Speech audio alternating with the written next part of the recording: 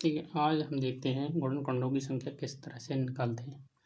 इस प्रकार के क्वेश्चन से हम कितने क्वेश्चन बना सकते हैं। तो इस प्रकार के फॉर्मेट से 4 प्रकार के क्वेश्चन बनते हैं। कुल गुणनखंडों की संख्या, कुल गुणनखंडों का योग, सम गुणनखंडों की संख्या और उनका योग, विषम गुणनखंडों की संख्या, विषम गुणनखंडों का योग। तो इस प्रकार के क्वेश्चन को हम कैसे देखते हैं, तो इसके लिए एक सूत्र होता है। सूत्र है वो कुल गुणनखंडों की संख्या बराबर घात प्लस 1 होता है, घात प्लस 1। तो देखते हैं हम एक एग्जाम्पल के साथ।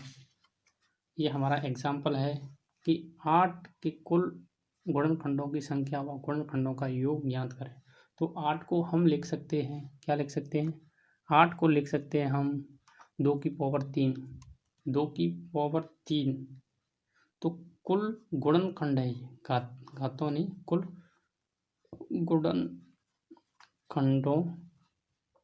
गुणनखंडों की संख्या होती है घात प्लस 1, अर्थात 3 प्लस 1 बराबर कितना हो गया, 4।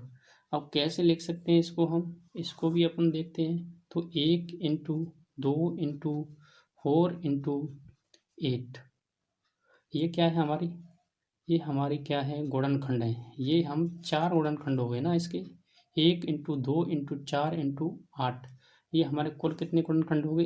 इससे भी हमारे 4 गुणनखंड आ रहे हैं और ये भी कितने हैं, 4 हैं। तो ये और ये क्या है, सेम है, ये 4। लेकिन अब क्या पूछ रहा है, अब अगला क्वेश्चन रहता है उसका, क्योंकि इस तरह से बड़ी बड़ी संख्या आती है तो हमें क्या मतलब टिपिकल पढ़ते हैं इस तरह से गुणनखंड करना, और ये हमारी क्या है, आसान रहता है। तो इसके लिए अब अगला क्या हो रहता है, तो कुल गुणनखंडों का योग पूछ रहा है। योग के लिए क्या करते हैं हम, जैसे कि 2 की पावर कितना है, 3 है। तो 2 की पावर 3, तो हम ऐसे लिखते हैं इसको 2 की पावर 0 प्लस, क्योंकि 2 को क्या लिख सकते हैं, 1 को हम क्या लिख सकते हैं, 2 की पावर 0, क्योंकि किसी भी संख्या की पावर 0 होती है तो उसका मान 1 होता है, प्लस अब क्या है, 2 की पावर क्या लिख सकते हैं, इसको हम 2 की पावर 1 लिख सकते हैं, 2 एकम 2, प्लस 2 को 4 को क्या लिख सकते हैं, 2 की पावर 2, प्लस और 8 को क्या लिख सकते हैं, 2 की पावर 3। ये हमारा ये क्या हो जाएगा, योग हो जाएगा। तो योग हो गया, ये कितना हो गया, 1 प्लस 2 प्लस 4 प्लस 8 बराबर कितना होगा, 8 4 12 और 2 14, 1 15। तो हमारा योग कितना हो गया, 15। 15 योग है ना, 15 और 15 योग यहाँ से भी आ रहा है, 8 और 4 12, 2 कितना हो गया, 14 और 1 15। तो योग हमारा 15 हो गया योग। तो कि लेकिन क्या है, ये बड़े बड़े क्वेश्चंस में क्या टिपिकल कैलकुलेशन हो जाती है, इस तरह से हम आसानी से कर सकते हैं, घात प्लस 1 से और इस तरह से, ठीक है ना। क्योंकि 2 की पावर दे रखा है तो 0 से शुरू करते हैं और विषम सम के लिए वो अलग देखते हैं। अब ये हमारा क्वेश्चन है, क्वेश्चन नंबर 1 क्या कहता है, 120 के वो पूछ रहा है कुल गुणनखंड कितने होंगे। कुल गुणनखंड पूछ रहा है तो हम क्या करेंगे, इसके गुणनखंड करते हैं। तो इसको अभाज्य गुणनखंड करते हैं। तो इससे 200 देते हैं, तो ये कितना हो गया, 60 हो गया। फिर 2 से जाता है कितना, 30 हो गया। फिर 2 से जाता है 15 हो गया। अब कितने से जाएगा, 3 से जाएगा, 5 हो गया, 5 × 3 = 15। अब 5 से जाएगा तो कितना, 1। तो हमारे इसके गुणनखंड हुए 2। 2 कितनी बार आया, 1 2 3। तो 2 की पावर 3 इंटू 5, 3 कितनी बार आया, 3 की पावर 1, या लिखो या ना लिखो, ठीक है। तो 5 की पावर 5 आया एक बार, तो 1 लिख दो या मत लिखो, ठीक है। अब क्या होता है, इसी प्रकार से इस 16 के भी हो जाएंगे। अब ये हमारे गुणनखंड हो गए इस प्रकार के। अब पूछ रहा है टोटल गुणनखंडों की संख्या पूछ रहा है हमसे, क्या पूछ रहा है, कुल गुणनखंडों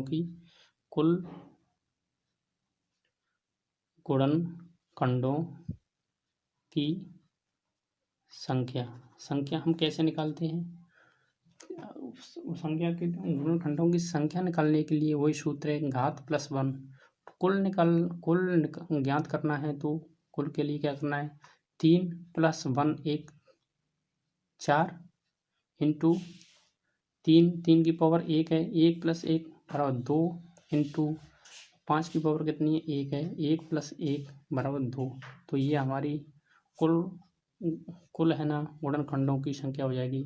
2 × 2 4, 4 × 4 बराबर 16। क्या हो जाएगी, गुणनखंडों की संख्या हमारी टोटल हो जाएगी कितना, 16। अब क्या है, अब नेक्स्ट क्वेश्चन ये क्या कहता है, कुल गुणनखंडों का योग ज्ञात करना है। तो उसके लिए अपन क्या करते हैं, यहाँ से देखते हैं, 2 की पावर 3 इंटू 3 की पावर 1 इंटू 5 की पावर 1।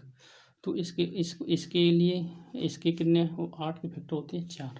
तो जैसे कि 2 की पावर 0 प्लस 2 की पावर 1 प्लस 2 की पावर 2 प्लस 2 की पावर 3 इंटू 3 की पावर 0 इंटू 3 की पावर 1 इंटू 5 की पावर 0 इंटू 5 की पावर 1।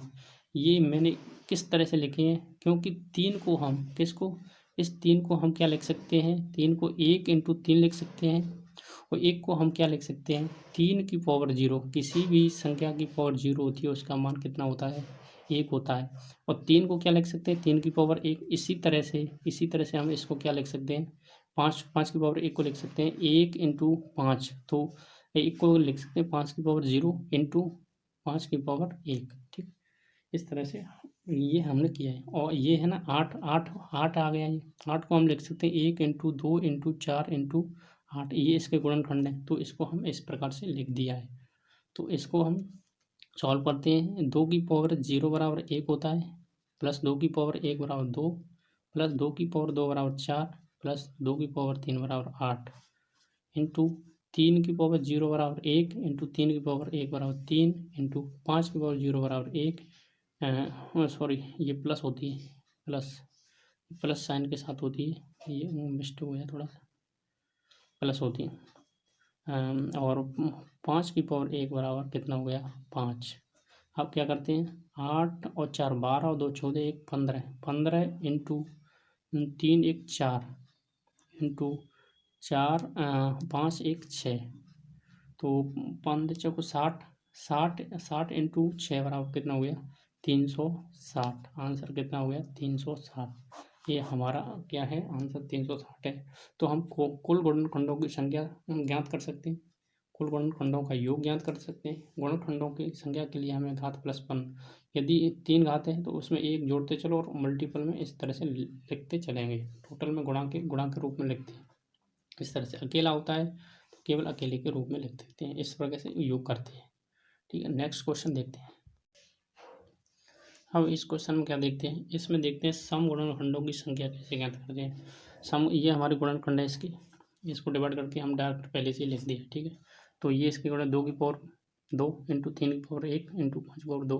तो ये सम पूछ रहा है, सम गुणनखंडों की संख्या, सम गुणनखंडों की संख्या क्या करते हैं, सम गुणनखंडों की संख्या पूछते हैं तो सम में कोई भी बदलाव नहीं करते हैं, बाकी के सब में विषम में बदलाव करते हैं, सम में नहीं करते हैं। तो इसको लिखते हैं 2 इंटू, इसमें 1 है तो ये 2 हो जाएगा, क्योंकि घात प्लस में होता है, 1 + 1 बराबर 2 हो जाएगा। इसमें 1 जोड़ देंगे, 2 + 1 बराबर 3 हो जाएगा। इसको कर देंगे कितना, 3 × 2 6, 6 दूनी 12, कितना होता है 12 है। तो ये हमारा कुल गुणनखंडों की संख्या कितनी हो गई, 12 हो गई। और इनका योग पूछता है, योग पूछेगा तो क्या करेंगे अपन, क्योंकि ये है ना, इसमें है 0 से शुरू नहीं हो रहा है, क्योंकि 0 है ना, इसको हम 2 की पावर 0 लिखेंगे। 2 की पावर 0 का मतलब 1 होता है, एक विषम संख्या होता है, इसीलिए हम इसको नहीं लिखेंगे। उसने केवल हमसे सम संख्या पूछी है, तो इसको हम कहाँ से शुरू करेंगे, हम इसको शुरू करेंगे 2 की पावर 1 प्लस 2 की पावर 2 इंटू 3 की पावर, क्योंकि ये तो 1 से शुरू हुए, इससे तो कोई मतलब नहीं है, तो ये 1 0 से शुरू हुआ, 3 की पावर 1 इंटू 5 की पावर 0 प्लस 5 की पावर 1 प्लस 5 की पावर 2।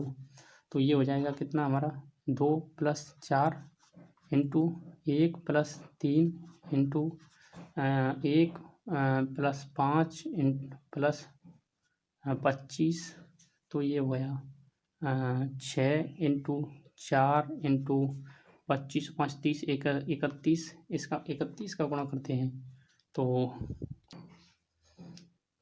ये हो जाएगा ये हो गया 4 से गुणा करो तो 4 4 थी 12, तो इससे 6 से गुणा करो, अब इससे गुणा कर दो, तो ये हो जाएगा हमारा आंसर आ जाएगा 6 चौक 24, 4 हासिल की 2, 6 दूनी 12 और 2 14 की 4 हासिल की 1, 6 पंचे 1 7, तो ये कितना हो गया 744, आंसर हमारा 744 रहेगा। ठीक है, इसी तरह से अब क्या है विषम, ये क्वेश्चन को आप कर लेना। ठीक है, 84 को, ये ना संख्या 84 दे रखी है, इसके गुणनखंडों की संख्या निकालनी है और सम गुणनखंडों का योग निकालना है, इस तरह से निकाल।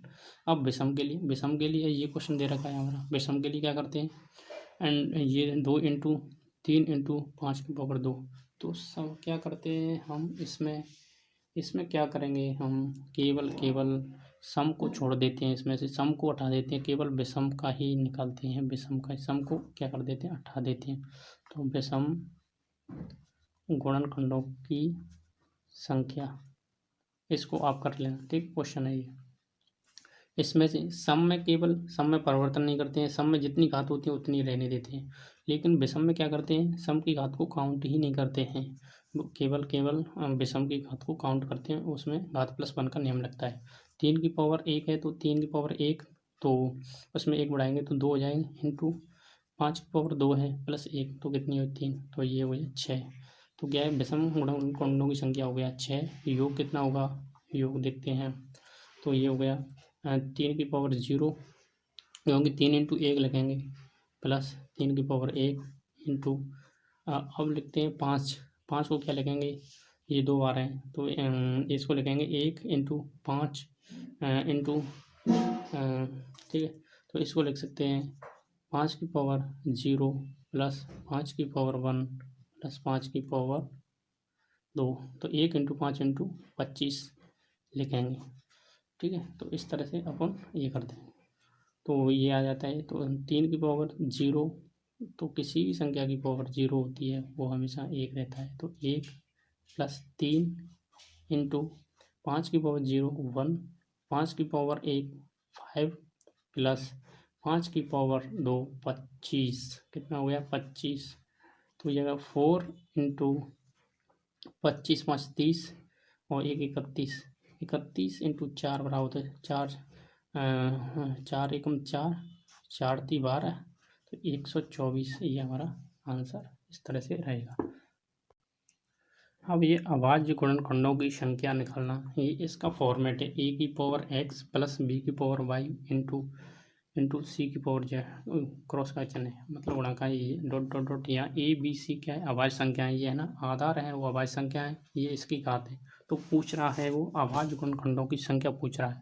क्या पूछ रहा है, अभाज्य गुणनखंडों की संख्या क्या है, x plus y plus z का मान पूछ रहा है।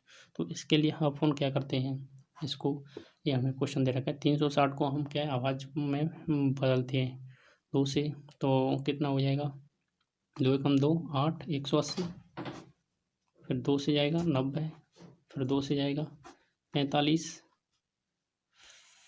फिर जाएगा आपका 3 से 15, इधर ले लेते हैं, फिर 3 से जाएगा 5, 5 15, फिर किस 5 से जाएगा, फिर एक बार, इस तरह से इसके गुणनखंड हो जाते हैं। 2 की पावर कितना, 1 2 3, 2 की पावर 3 इंटू 3 की पावर कितने हो गया, 3 की पावर 2 इंटू 5 की पावर कितना हो गया, 5 की पावर 1 हो गया। ठीक है, तो अब पूछ रहा है वो एक्स प्लस वाई अभाज्य गुणनखंडों की संख्या, तो ये भी 2 भी अभाज्य, 3 भी अभाज्य, 5 भी अभाज्य, तो अभाज्य गुणनखंडों की संख्या होती है, अभाज्य गुणनखंडों की संख्या है, कितनी है, 3 प्लस 2 प्लस 1 बराबर कितना होगी 6, तो अभाज्य गुणनखंडों की संख्या कितनी होगी 6 होगी। इसी तरह से इसमें ज्ञात कर लेंगे, ये है ना, इसमें उसने दे रखा है ये कितना, 13 की पावर 2 इंटू 7 की पावर 5 इंटू 3 की पावर 8, अभाज्य संख्या अब सॉरी अभाज्य गुणनखंडों की संख्या क्या है। तो अभाज्य गुणनखंड ये 13 भी अभाज्य है, 7 भी अभाज्य है, 3 भी अभाज्य है, ये सारी संख्या अभाज्य है। तो हमें क्या है, केवल इनकी घातों का योग करना है। 2 + 5 + 8, तो ये कितना होगा, 8 × 5 = 13 और 2 = 15। आंसर क्या है हमारा 15 रहेगा। इसी प्रकार से ये है अभाज्य की पूछा है, इसमें भी 2 की पावर 2 × 3 की पावर 5 × 7 की पावर 2 अभाज्य गुणनखंडों की संख्या क्या है। तो केवल हमें क्या करना है, हमें इनकी घातों का उनका योग करना है। तो 2 + 5 + 2 बराबर कितना हो गया, 2 × 5 = 7, 7 और 2 = 9। आंसर क्या है हमारा 9 रहेगा। इस तरह से ये हमारे टॉपिक पूरा होता है।